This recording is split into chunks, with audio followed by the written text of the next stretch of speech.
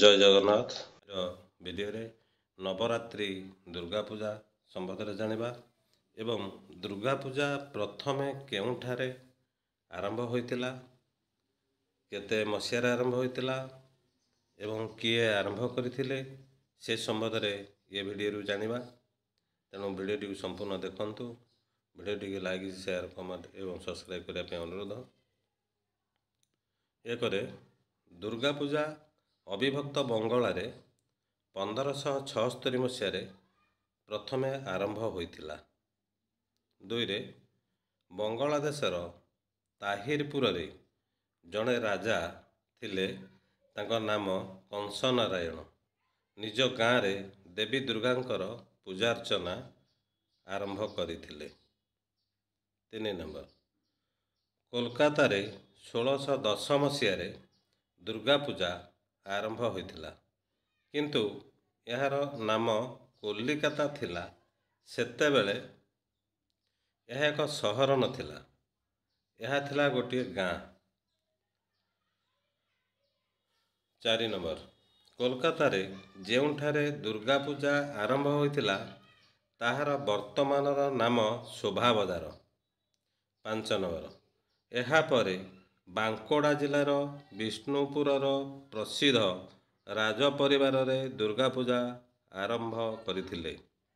6 number, 2022 ମସିହାରେ ୟୁନେସ୍କୋଙ୍କ ଦ୍ୱାରା ବଙ୍ଗଳାର ଦୁର୍ଗା ପୂଜାକୁ ବିଶ୍ୱ ଐତିହ୍ୟର ମାନ୍ୟତା ଦେଇଥିଲେ।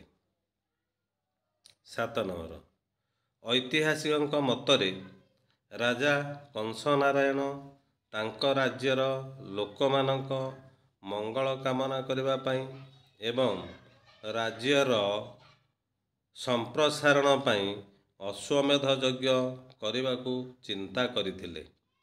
8 ନମ୍ବର, ତାଙ୍କର କୁଳ ପୁରୋହିତମାନଙ୍କ ସହିତ ଅଶ୍ୱମେଧ ଯଜ୍ଞ କରିବା ବିଷୟରେ ଆଲୋଚନା କରିଥିଲେ। 9 ନମ୍ବର, କଳି ଯୁଗରେ ଅଶ୍ୱମେଧ ଯଜ୍ଞ କରାଯାଇ ପାରିବ ନାହିଁ ବୋଲି ପୁରୋହିତମାନେ କହିଥିଲେ।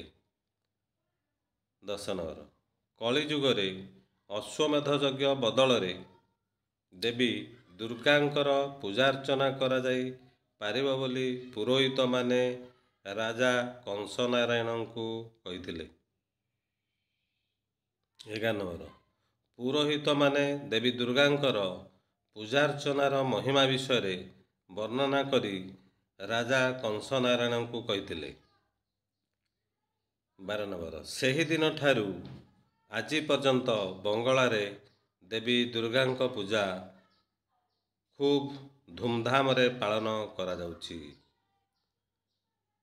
13 ନମ୍ବର, ଏବେ ବିଭିନ୍ନ ସ୍ଥାନରେ ଦୁର୍ଗା ପୂଜା ଖୁବ୍ ଧୁମଧାମରେ ପାଳନ କରାଯାଉଛି। ନବରାତ୍ରି ଦୁର୍ଗା ପୂଜା। ନବରାତ୍ରି ଦୁର୍ଗା ପୂଜା ସମ୍ବନ୍ଧୀୟ ପୂର୍ବ ଭିଡ଼ିଓରେ ଅପଲୋଡ଼ କରାଯାଇଛି। ଏଥିରେ ଆଉ କିଛି ଜାଣିବା। 1ରେ ଶୈଳପୁତ୍ରୀ, ହିମାଳୟର କନ୍ୟା। 2ରେ ବ୍ରହ୍ମଚାରିଣୀ, ତପୋବଳ ଏବଂ ଏକାଗ୍ରତାର ଦେବୀ।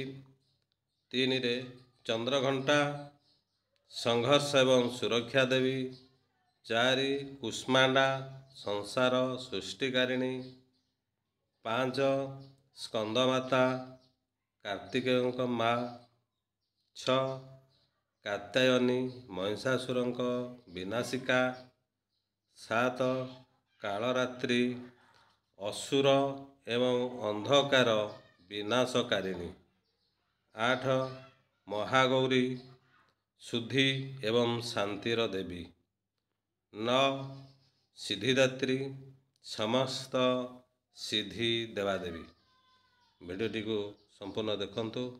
ଭିଡ଼ିଓଟିକୁ ଲାଇକ୍, ସେୟାର, କମେଣ୍ଟ ଏବଂ ସବସ୍କ୍ରାଇବ୍ କରିବା ପାଇଁ ଅନୁରୋଧ।